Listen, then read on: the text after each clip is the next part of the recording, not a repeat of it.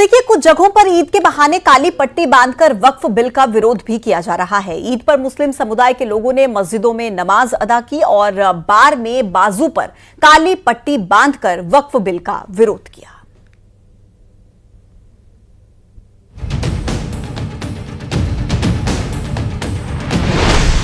काली पट्टी बांधकर नमाज अदा, वक्फ बिल पर जंग, ईद पर विरोध का काला रंग। एमपी से यूपी तक काली पट्टी वाला विरोध। मुस्लिम पर्सनल लॉ बोर्ड के संदेश का जगह जगह असर। इस वक्त देश के अलग अलग इलाकों से ईद के जश्न की तस्वीरें आ रही हैं, लेकिन इन्हीं तस्वीरों के बीच ये तस्वीरें भी हैं जिनमें काली पट्टी बांधकर और पुराने कपड़े पहनकर वक्फ बिल का विरोध किया जा रहा है। आरोप है कि वक्फ बिल के जरिए मुस्लिमों की संपत्ति से छेड़छाड़ की जा रही है। देखिए, वजीर जो जमीयत उलमा हिंद की तरफ से खास अपील की गई थी, तो मैं समझता हूँ ये चीज़ गैर ज़रूरी था और इन्हें मुस्लिम पर्सनल लॉ बोर्ड को इस तरह से एहतजाज करना है वो और दूसरी शक्ल में करे। लेकिन ये ईद के मौके पर जो आज सिर्फ और सिर्फ जो है हम लोग खुशियाँ मनाने के लिए आए हैं, ना कि हम लोग जो है एहतजाज करें या फिर हम लोग काली पट्टी बांधकर जो इस तरह से करें, ये चीज़ गलत पैगाम जाता है। दरअसल all India Muslim personal law board की तरफ से वक्फ बिल के विरोध का आह्वान किया गया था। यही वजह रही कि देश के अलग अलग इलाकों से नमाज के दौरान काली पट्टी बांधकर विरोध की तस्वीरें सामने आईं। मध्य प्रदेश के भोपाल, यूपी के मऊ और आंध्र प्रदेश के विजयवाड़ा में भी लोगों ने अपना विरोध दर्ज कराया। वक्फ बिल आया है, हमारे हिंदुस्तानी मुसलमान ये मानते हैं कि वो हमारी संपत्तियां हैं, हमारे बाप दादा और हमारे पूर्वजों की संपत्तियां हैं। एहतिजाज के लिए मुस्लिम पर्सनल लॉ बोर्ड का रात में मैसेज आया कि लोग काली पट्टी बांधकर एहतिजाज करें। ईद पर काली पट्टी बांध विरोध दर्ज करने को लेकर अब सियासत भी शुरू हो चुकी है। देश बाबा साहब के संविधान से चलता है। संसद में जनप्रतिनिधि आते हैं और समस्याओं पर, सुधारों पे बात करते हैं। तो क्या ये सुधारों का विरोध है या उन कतिपय जो समाज से निकली हुई आवाजें हैं जो कब्जों के विरोध करती है, जो उस वक्फ की संपत्ति के दुरुपयोग के विरोध में आवाज उठाती है, उन विरोधी आवाजों का विरोध है? भारतीय जनता पार्टी कुछ भी कहे, पर ये लोकतंत्र की व्यवस्था है, संविधान में व्यवस्था है। कोई भी व्यक्ति, कोई भी वर्ग, कोई भी समुदाय जिसको कोई तकलीफ है और अगर सरकार कानून में कोई संशोधन करना चाहती है तो अपना विरोध जाहिर वो शांतिपूर्ण तरीके से कर सकता है, तो वो कर रहे हैं। सच बात यह है कि वक्फ बोर्ड मेरे ख्याल से तो अब तक जो चला आ रहा था वो पर्याप्त था और उसमें पूरे प्रावधान मौजूद हैं। जाहिर है ईद की खुशियों के बीच इस विरोध ने वक्फ बिल पर बहस को फिर से गर्म कर दिया है। ये तस्वीरें आपने देखी जिस तरीके से यहां पर लगातार विरोध चल रहा है। एक तरफ विरोध किस बात को लेकर हो रहा है? वक्फ संशोधन को लेकर, जो बिल अभी तक आया भी नहीं है उसको लेकर लगातार यहां पर विरोध की तस्वीरें सामने आ रही हैं। बाजू पर काली पट्टी बांधकर नमाजी यहां पर विरोध जताते हुए नजर आ रहे हैं और दूसरी तरफ विरोध देखिए किस तरीके से किया जा रहा है फिलिस्तीन के सपोर्ट में, जहां पर बैनर्स लेकर, पोस्टर्स लेकर फिलिस्तीन के समर्थन में नारे लगाए जा रहे हैं और वहां पर जो है सपोर्ट की वो तस्वीरें, प्रोटेस्ट की वो तस्वीरें लगातार सामने आ रही हैं। अब सवाल यह उठ रहा है कि आखिर ईद पर फिलिस्तीन का सपोर्ट क्यों और वक्फ संशोधन को लेकर आखिर इतना भारी बवाल क्यों इस तरीके से लगातार ऐसी तस्वीरें सामने आ रही हैं कि विरोध लगातार जताया जा रहा है और विरोध कम होने का नाम नहीं ले रहा। इस पर लगातार राजनीति भी तेज हो गई है। इसी मुद्दे पर हम चर्चा करेंगे। मेरे पास खास मेहमान इस वक्त मेरे साथ मौजूद है। बृजगोपाल लोया जी बीजेपी के प्रवक्ता हैं, अभिनव बरोलिया कांग्रेस के प्रवक्ता हमारे साथ है, शेख रुस्तम जी मुस्लिम स्कॉलर इस वक्त हमारे साथ हैं, अनिलानंद जी महामंडलेश्वर हैं इस वक्त हमारे साथ कनेक्ट है। आप सभी का बहुत बहुत स्वागत है।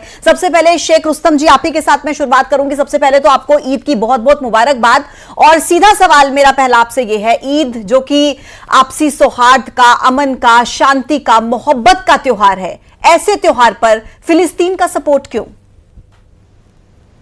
देखिए, सबसे पहले तो मैं आपका शुक्रिया अदा करता हूं और आपके चैनल के माध्यम से सभी देशवासियों को ईद की शुभकामनाएं और बधाई देता हूं।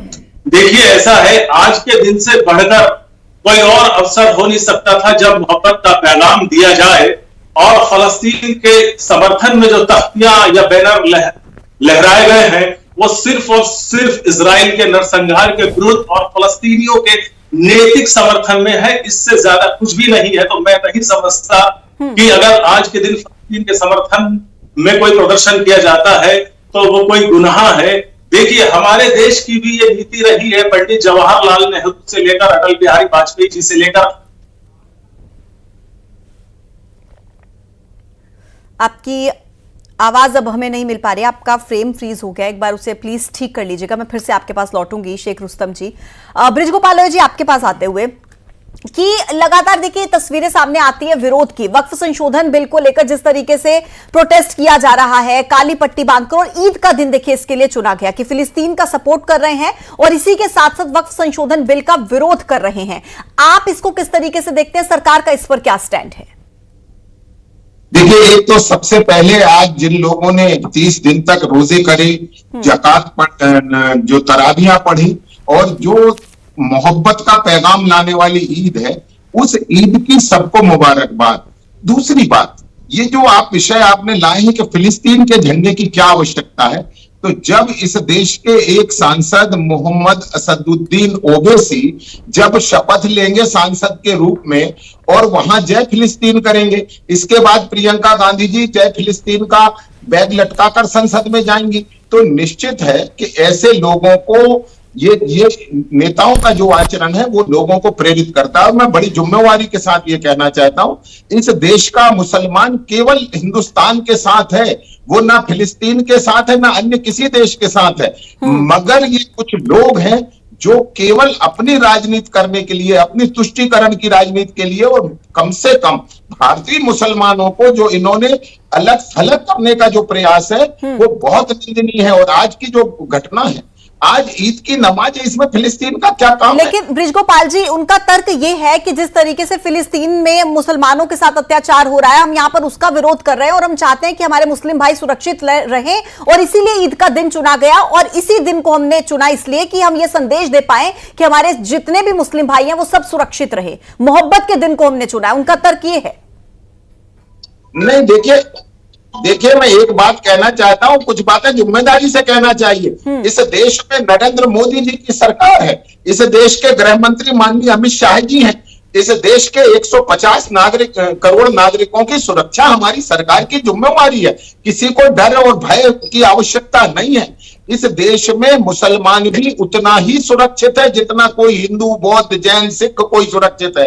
परंतु जब आपकी निष्ठाएं भारत के बाहर कहीं जाएंगी तो फिर सुरक्षा कौन करेगा? जो फिलिस्तीन खुद की सुरक्षा नहीं कर पा रहा है, उस फिलिस्तीन के भरोसे क्या भारतीय मुसलमानों की सुरक्षा रहेगी? भारत में एक ऐसी मजबूत सरकार है जो दुनिया की हर मुसीबत से मुसलमानों को निकल कर लाएगी। और एक बात मैं फिर से कहता हूं, वक्फ बिल का विरोध करने वालों से यह पूछता हूं कि वक्फ का ऐसा कौन सा संशोधन है जो गैर संवैधानिक है या इस्लामिक के खिलाफ है, या पूरी दुनिया में कहीं लागू है? देखिए, लोगों को भड़काना और भड़काने के बाद उन्हें उकसाना, ये जो तुष्टीकरण करने वाले राजनीतिक दल है, उनकी प्रेरणा से ये जो काम होते हैं और ये काम निंदनीय है।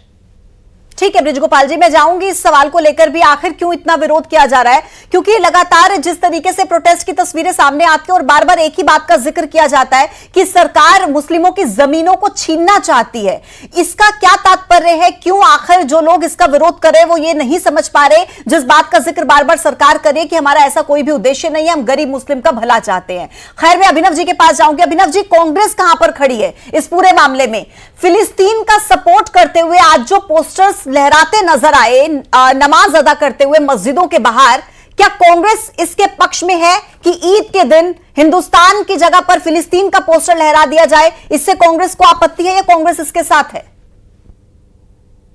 सबसे पहले तो पूरे प्रदेश के सभी हमारे मुस्लिम भाई बहनों को ईद की बहुत बहुत मुबारकबाद। आज मोहब्बत का दिन है और हमें मोहब्बत का पैगाम देना चाहिए। और मानवता का जो हनन हो रहा है उस पर अगर कोई पोस्टर लगा रहा है तो कांग्रेस पार्टी को, और मैं कह रहा हूं कि विश्वास सारंग जी को क्यों ऐतराज हो रहा है? क्या फिलिस्तीन हमारा दुश्मन देश है? दुश्मनी है क्या हमारी फिलिस्तीन से? मुझे तो नहीं लगता है कि ऐसा कुछ है। आपको भी थोड़ी जानकारी होगी और जितने लोग बैठे हैं, अगर मानवता के लिए वहां छोटे छोटे बच्चों के वीडियोस देखे होंगे किस तरीके से खाने के लिए वो तरस रहे हैं, किस तरीके की डेड बॉडीज वहां पे देखने को मिली है, तो उसके समर्थन में अगर कोई पोस्टर दिखा भी रहा है तो विश्वास सारंग जी को इतना दर्द क्यों हो रहा है? विश्वास सारंग जी को तब दर्द नहीं होता है जब महंगे बिजली के बिल आते हैं। विश्वास सारंग जी को तब दर्द नहीं होता है जब प्रॉपर्टी टैक्स बढ़ रहा है। विश्वास सारंग जी को तब दर्द नहीं होता है जब बेरोजगार युवा लड़ाई लड़ने आगे आते हैं, उन पे लाठियां चलती हैं। तब क्यों दर्द नहीं होता है? किसानों पर जब वाटर कैनन चलते हैं तब विश्वास सारंग जी को दर्द नहीं होता है। हिंदू मुसलमान की बात होगी तो विश्वास सारंग जी को बहुत दर्द होगा, इनके नेताओं को दर्द होगा कि अरे भैया बैग क्यों टांग लिया फिलिस्तीन का। अरे भाई क्या फिलिस्तीन का दुश्मन है क्या? दुश्मन है क्या फिलिस्तीन? ठीक, अगर किसी ने मानवता के नाते, आप मानवता की बात कर रहे हैं अभिनव जी, मुझे मानवता की बात कर रहे हैं और होना चाहिए मानवता, बिल्कुल होनी चाहिए। मानवता तो मैं कहती हूँ हर इंसान में होनी चाहिए, हर पार्टी में होनी चाहिए। राजनीति से ऊपर उठकर मानवता का ही प्रचार होना चाहिए, लेकिन प्रचार यहाँ पर किसी और तरीके से किया जाता है। अभिनव जी एक बात बताइए, आप मानवता का जिक्र कर रहे हैं, लेकिन मस्जिदों के बाहर फिलिस्तीन के पोस्टर जो लहराए गए, जिस समर्थन में जो नारे लगाए गए, उसमें छोटे छोटे बच्चों को शामिल कर दिया गया। छोटे छोटे बच्चे हाथ पर काली पट्टी बांधकर विरोध कर रहे हैं। आप मानवता की बात कर रहे हैं, क्या वो छोटा बच्चा जानता है कि वो किसका विरोध कर रहा है या किसका समर्थन कर रहा है? वीडियोस आते हैं छोटे छोटे बच्चों के कि हमारे लोगों को ना मारें। आप सोचिए ना, मणिपुर के वीडियोस देखे थे आपने? मणिपुर में तो कुछ कर नहीं पा रहे हैं ये। अभी हमारी सरकार, अभी बोलूंगा तो मोदी जी तो गए तक नहीं है वहां पर। मणिपुर में किस तरीके से कत्लेआम मचा हुआ है, क्या स्थिति है देश में अराजकता का माहौल है, एक दूसरे के दुश्मन बने हुए हैं, तलवार बांटी जा रही है भाजपा के सांसदों द्वारा। आप सोचिए कितनी भयावह स्थिति में डालते जा रही है ये सरकार। और इसीलिए अभिनव जी आप डिबेट कर रहे हैं। हाँ, और इसीलिए क्या आपने फिर ये जिम्मा उठा लिया है कि फिलिस्तीन के सपोर्ट में अगर नारे लगते हैं देश में तो लगने दिए जाएं, कांग्रेस मतलब इसके साथ खड़ी हुई है, आपका ये कहना है। मैं लौटूंगी आपके पास, अनिलानंद जी भी हमारे साथ इस वक्त कनेक्ट है। अनिलानंद जी, आप किस तरीके से इस पूरे मामले को देख रहे हैं? क्योंकि फिलिस्तीन में जिस तरीके से देखिए तस्वीरें सामने आई हैं और युद्ध को लेकर के भारत का जो स्टैंड है वो एक तरफ, लेकिन ईद के इस त्योहार पर जहां आपसी सौहार्द की तस्वीरें सामने आनी चाहिए, प्रोटेस्ट करना हर किसी का अधिकार है, लेकिन इस तरीके से पोस्टर्स लहराना फिलिस्तीन के समर्थन में, आप इसे कितना जायज मानते हैं? जी बहुत अच्छा सवाल है आपका। इसमें यह है कि पहले तो हमें ये ध्यान रखना चाहिए कि ठीक है, अगर हम मदद के आधार पर उनके पोस्टर लहरा रहे हैं तो फिर भारत देश का झंडा भी साथ में रखिए ना। कैसे पता लगेगा आप किस देश से किस देश में मदद की गुहार कर रहे हो? आपने जब फिलिस्तीन का झंडा साथ में रखा तो भारत का झंडा क्यों साथ में नहीं रखा? पहली बात। दूसरी बात, मैं ये पूछता हूं कि बार बार एक टारगेट किया जाता है कि धर्म के आधार पर आप शक्ति प्रदर्शन का काम करना चाहते हैं। ये बिल्कुल भारत देश में नहीं चलेगा। आप जिस देश में खाते हैं, उसी देश में जिस थाली में खाते हैं उसी में छेद करने की कोशिश करते हैं। इससे ये प्रतीत होता है मुझे, अगर आपने फिलिस्तीन के पोस्टर लगाए, फिलिस्तीन का झंडा उठाया, तो आपको भारत का झंडा भी साथ में रखना था समर्थन में। कैसे पता लगेगा कि आप भारत देश से समर्थन मांग रहे हैं? कैसे पता लगेगा कि आप भारत देश के निवासी हैं? मैं ये कहता हूं कि मैं मुसलमानों से पूछता हूं कि जब भारत में कोई सरकार सुविधा देती है तो सबसे ज्यादा आप किसी हॉस्पिटल में जाइए, किसी भी सरकारी इदारे में जाइए, किसी सरकारी स्कूल में जाइए, सरकारी कॉलेज में जाइए, सबसे ज्यादा गरीबी रेखा कार्ड में जाइए, सबसे ज्यादा सुविधा जो है मुसलमानों को दी जाती है, दी जाती है। आप भी इसकी गवाह हैं। मैं ये पूछना चाहता हूं, आपको सारी सुविधाएं ये देश देता है, आपको भाईचारे की तरह रखता है, उसके बाद आप गद्दारी करने की कोशिश करते हैं। अनिलानंद जी, आपका सवाल लेकर मैं जाऊंगी शेख रुस्तम जी के पास। शेख रुस्तम जी, अनिल आनंद जी ये कह रहे हैं कि अगर आपने फिलिस्तीन के समर्थन में पोस्टर उठाए थे, अगर आप मानवता की बात करते हैं तो फिर साथ में हिंदुस्तान के झंडे भी लहरा लेते, उसमें क्या तकलीफ थी? देखिए, हिंदुस्तान का झंडा लहराने में कोई तकलीफ नहीं है, और ये अपने मुल्क के रुतबे को देखते हुए अपनी ही सरकार से एक करबद्ध निवेदन है कि वो इस मामले में जितना भी मुमकिन हो सके, हमारे देश की, चूंकि देश में एक साख है और हमारे देश ने शांति के कई प्रयास किए हैं, इसी को देखते हुए अपेक्षाओं के साथ, उम्मीदों के साथ देश की सरकार से ये निवेदन किया गया है कि वो इस मामले में हस्तक्षेप करे और इजराइल की इन कार्रवाई। लेकिन मेरे सवाल का जवाब आपने नहीं दिया शेख रुस्तम जी, हिंदुस्तान का झंडा क्यों नहीं था साथ में?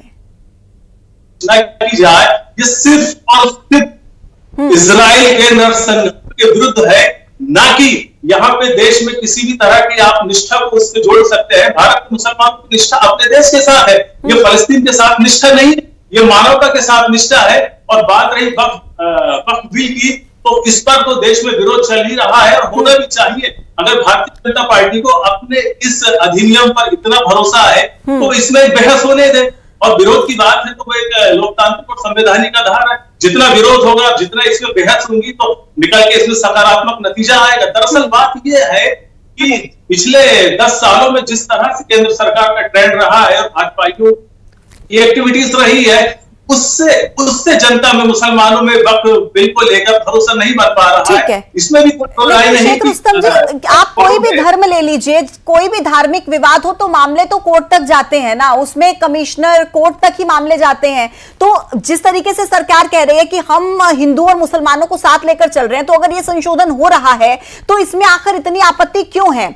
मैं आपके पास लौटूंगी, लेकिन ब्रिज गोपाल जी आप ये समझाइए, क्योंकि प्रोटेस्ट कब तक चलता रहेगा? और जब अगर आप जिस तरीके से आप बात कह रहे हैं कि हम इस बिल को लेकर आएंगे और दूसरी तरफ all India Muslim personal law board इसका अभी से लगातार विरोध कर रहा है, ये विरोध इस तरीके से कब तक चलता रहेगा? सरकार विश्वास में, कॉन्फिडेंस में क्यों नहीं ला पा रही है मुस्लिमों को? देखिए, दो बातें हैं, आपकी दोनों प्रश्नों का जवाब देता हूं। पहले तो अभी हमारे कांग्रेस के मित्र और एक मुस्लिम स्कॉलर हैं जो मानवता की बात कर रहे थे, और हम खुद कहते हैं कि मानवता के साथ प्रत्येक व्यक्ति को खड़े होना चाहिए।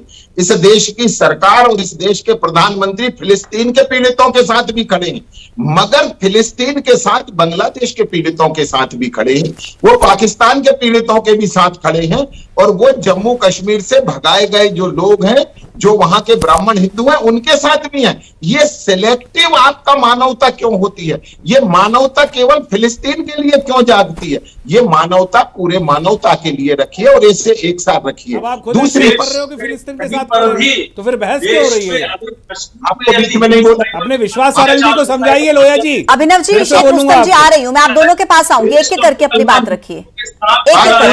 देश का हिंदू और मुसलमान डबल माइंडेड मत होइए। तो देश का मुसलमान के साथ चिंतामणि मालवीय जी कह रहे हैं कि उज्जैन में जमीन पे कब्जा कर रहे हैं, आपके ही भाजपा के विधायक है। तब भी मैंने बोला था आप समर्थन करिए।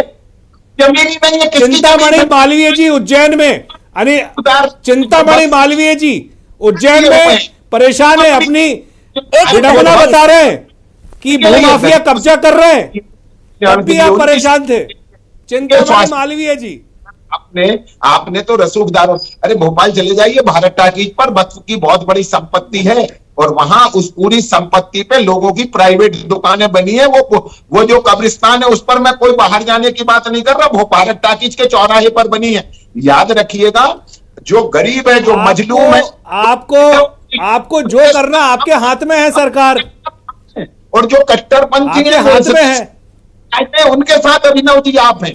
लॉ एंड ऑर्डर आपके हाथ में है भैया, सरकार आप चला रहे हैं, सरकार आप चला रहे हैं। एक एक करके प्लीज अभिनव जी, ब्रिज गोपाल जी, एक एक करके। ठीक है ब्रिज गोपाल जी, अभिनव जी कुछ कह रहे हैं, वो अपनी बात रखे, फिर आऊंगे आपके पास। अभिनव जी बोलिए। देखिए, इस देश में सरकार आप चला रहे हैं, भाजपा की पूर्ण बहुमत की तो नहीं है, बैसाखियों वाली सरकार है, उसको कदम उठाना चाहिए कि क्या करना है। उसको हाथ में तो उसके मीट मटन की दुकान बंद करनी है, बीफ एक्सपोर्ट बंद करना है, बंद करिए ना, उस पर बयानबाजी क्यों करते हैं? आपके हाथ में, बंद कर दो सब। ये कौन सी बात होती है कि नहीं ऐसा नहीं, ऐसा होगा? इनकी तो सिखाना पड़ेगी, ऐसा क्यों नहीं? ऐसा क्यों नहीं है? आज एनडीए की पूर्ण बहुमत की सरकार है, थोड़ी सी नहीं, 300 से ज्यादा सीटों की है, और पूर्ण बहुमत की है। सीटें आई है, उसमें भी कितना रैकेट चल रहा है सबको पता है, सरकार कैसे चला रहे हैं वो भी मालूम है। जैसे क्या हमारी सरकार तो जैसे चलती है, मैं सबको पता होता है। कहां चल रही है? कौन सा हर वर्ग परेशान है? देख नहीं रही हो माहौल कैसा कर रखा है? अरे सबकी जानकारी से माहौल देखा है? सरकारें नहीं, यही चल रहा है जो टीवी पे देख रहे हो, लोगों के बीच में डर बैठा दिया है। सरकार नहीं है, हिंदू मुस्लिम, हिंदू मुस्लिम, हिंदू मुसलमान, बस यही तो कर रहे हो। हिंदू मुस्लिम और कर क्या रहे हो? 90% मुसलमानों के साथ खड़े, उन और जमीनों पे कब्जे करते जा रहे हो। उज्जैन में पूरे साधु संत बोल रहे हैं कि हम जमीन नहीं देंगे, हम तो माफियाओं से कब्जा करवा रहे हो। वो चिंतामणि मालवीय जी आपके विधायक खुद कह रहे हैं, वो हैदर सिंह दसाना जी, उनके बेटे का वीडियो आया। ठीक है अभिनव जी, ठीक है ब्रिज गोपाल जी, मैं अनिल आनंद जी को इस डिबेट का हिस्सा बनाना चाहूंगी और अगला कमेंट मैं उनसे चाहूंगी, क्योंकि जिस तरीके से चिंतामणि महाराज जी का जिक्र आपने कर दिया और बाकी मुद्दों का जिक्र आपने कर दिया कि जमीनें हड़प रहे हैं, ये कर रहे हैं, वो कर रहे हैं, इन तमाम आरोपों के इतर अनिल आनंद जी आपको क्या लगता है कि जिस तरीके से धर्म के तौर पर, धर्म के नाम पर इस तरीके से विवाद होना, ये कितना सही है और कितना गलत है, और ये किस तरफ हम जा रहे हैं, हमारा देश किस तरफ जा रहा है, क्या लगता है आपको? देखिए, इसमें विवाद कुछ और था, डिबेट कहीं और थी, ये लोग कहीं और ले गए। जमीन विवाद का मामला ऐसा है कि ये कोर्ट का मामला होता है, ये किसी आपसी सहमति का मामला नहीं होता है कि जिसकी जमीन होती है अगर उसमें कोई त्रुटिपूर्ण है वो कोर्ट उसको समझे और रजिस्ट्रार आप समझे ये हमारे महकमे से बाहर है।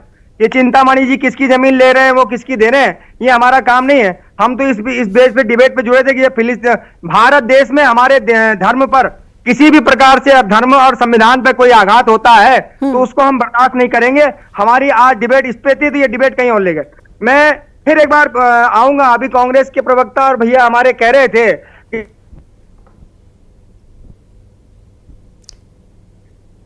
कुछ नेटवर्क इशू है, मैं लौट रही हूं आपके पास। शेख रुस्तम जी बताइए, कोर्ट कचहरी का मामला है ना, जमीनों का, सर्वे का, ये तो सब कोर्ट का काम है, तो फिर आखिर इतनी दिक्कत इस बात से क्यों हो रही है? क्यों आपको ये भरोसा नहीं है जब सरकार बार बार कह रही है कि हम आप लोगों की जमीन नहीं छीनना चाहते हैं, हम गरीब मुस्लिमों की मदद करना चाहते हैं। वक्फ की संपत्ति से आज तक कितने गरीब मुस्लिमों का भला हुआ है?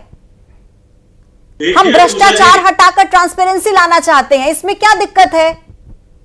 देखिए, जहां तक भ्रष्टाचार मुक्त वक्फ बोर्ड बनाने का सवाल है तो इसमें कोई दो राय नहीं है कि वक्फ बोर्ड में भ्रष्टाचार रहा है और इससे राजनीतिक दलों ने एक फुटबॉल की तरह इस्तेमाल किया है और मुसलमानों के लिए इसे एक मुद्दा बनाकर छोड़ दिया है कि वो आपस में लड़ते रहे। दरअसल देखिए, अगर सरकार का इरादा साफ होता तो इस मुद्दे को गरमाए रखने की बजाय मुसलमानों के पूर्वाग्रह का समाधान किया जाता। आखिर सभी मुसलमान भी चाहते हैं कि वक्फ बोर्ड अपने मकसदों को, अपने उद्देश्यों को हासिल करे, उसका जो कल्याणकारी उद्देश्य है उसको हासिल करे। लेकिन यहाँ पे सरकार का ही पेश है, सरकार सिर्फ और सिर्फ ध्रुवीकरण की इस मुद्दे को गरमाए रखना चाहती है।